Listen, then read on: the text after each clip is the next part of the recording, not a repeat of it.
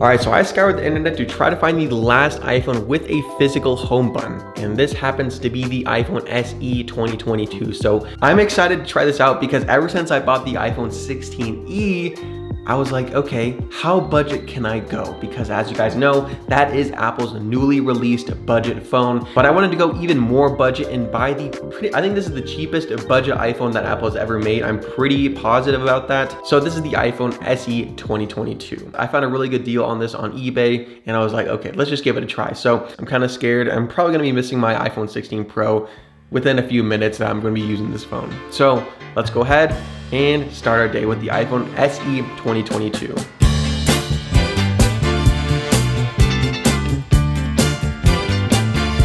Yeah, I'm feeling tipsy. I'm on the move.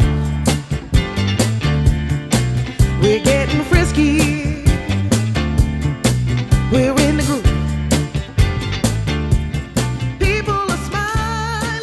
Alright, so I'm currently setting up the iPhone SE 2022, and of course I have to set up the iCloud and everything like that, and we have an issue. Look at the battery, 84%. That means the battery degradation was already about 15-20%, something like that. Of course, it's going to use more battery life setting it up and installing everything on the phone, but that is not good news. That just setting the phone up, we're almost down 15%. We're down more than 15%. So I'm probably gonna have to bring a charger or a battery bank or something like that, just so I don't run out of battery throughout the day, because just showing this, just setting it up, I'm gonna lose battery like probably at noon or something like that if I use the phone normally. So gonna have to bring a battery bank, gonna have to bring a charger throughout my day, which isn't a problem, but I honestly thought it would be a little bit better than this, where the battery's at 88% capacity. So there's a little bit of degradation on the actual physical battery itself, but I didn't think it was going to be this bad. So this is going to be interesting.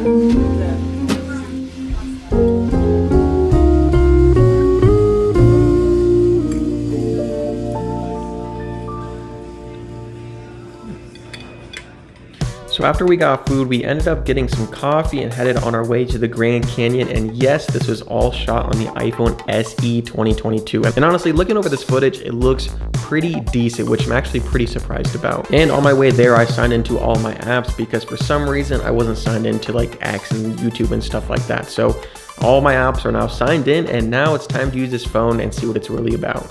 All right, so we're about almost at the Grand Canyon. We decided to go to the Grand Canyon if I didn't tell you guys already. But while using the phone, just setting it up, signing in through all my apps and stuff like that, the phone feels really like tiny. And I miss the feeling of this phone, like how small phones used to be. And also the very curved design on the iPhone SE 2022. Like, just, you guys remember how curved it was before they made it all boxy design, starting with the iPhone 12, I think? I miss this. And it's just super thin as well, which I really do like. I just like how small and compact the phone is and how it feels. But the screen is something that I have to get used to. It is very small, but I'm liking it so far. So I've also been filming some B-roll with the iPhone, and you guys let me know how it looks in the comments. That was just strictly using the back camera on the iPhone SE. So I wonder how that looks when I edit this video. I'm not sure how it's gonna look. So yeah, almost at the Grand Canyon so far. The battery life is at 75%. Yeah, this is fun though. This is a fun experience so far.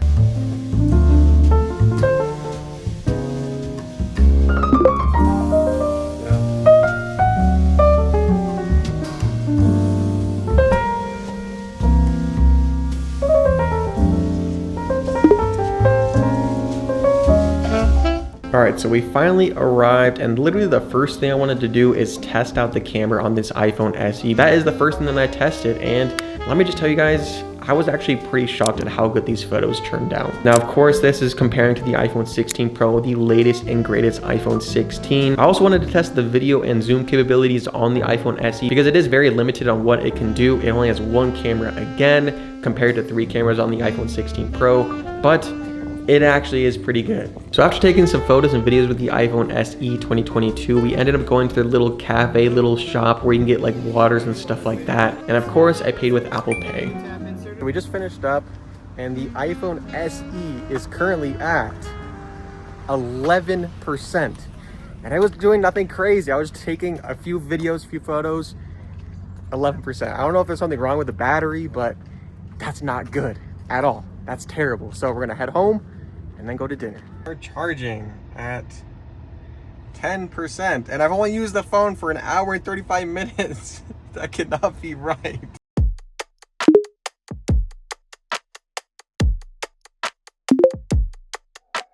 All right, I made a little mistake. I forgot to finish off this video. It's been a few days now, but I have been loving the iPhone SE so much, dude. The iPhones have gotten so big and just so kind of clunky. It's just kind of too big. And I understand that, and most people want a bigger phone, but for some people, some of the market, they love the small form factor, small screen, just small phone energy, just the small phone.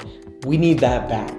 And with this iPhone SE, trying it for a few days, it was really refreshing, to be honest. And of course, going back to the home button, where the iPhone started, that was honestly something to get used to, because obviously there hasn't been a home button on a like primary iPhone in a while now. And so going back to a kind of home button, non-swipeable kind of iOS, it was again refreshing and just super simple to use. So yeah, I absolutely love this phone, but there are some things that I did miss on my Pro iPhone 16, and that was the high refresh rate. Most people probably don't even know what a high refresh rate is, but for me personally, I know those small details.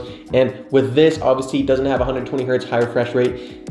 It felt kind of slow and sluggish, but again, I did get used to it after like the first day or something like that. And of course, the main thing that I've been like complaining about this whole video is the battery life, dude. Of course, I set up the phone and stuff like that, so there was some battery used, but for the most part, it was full battery. And then when I left the Grand Canyon, it was practically dead. I had to put it on a charger, and that was that. I didn't even use the phone that much. That is something that I really struggled with. This is a used iPhone, so the last one made was probably 2022, 2023. Maybe they produced them in 2023. I'm not exactly sure, but the battery life wasn't good at all on this phone, and it was hard to get through. And another thing, I actually did crack the screen while using this phone. It is actually kind of because of the form factor. I wasn't really used to holding such a small phone, and honestly, I did drop it and I did crack the screen, which does suck because I bought this thing in pretty much mint condition and now it's cracked. Good thing is though, it is super easy to get repaired, and honestly, it's gonna be like 25 bucks to get fixed.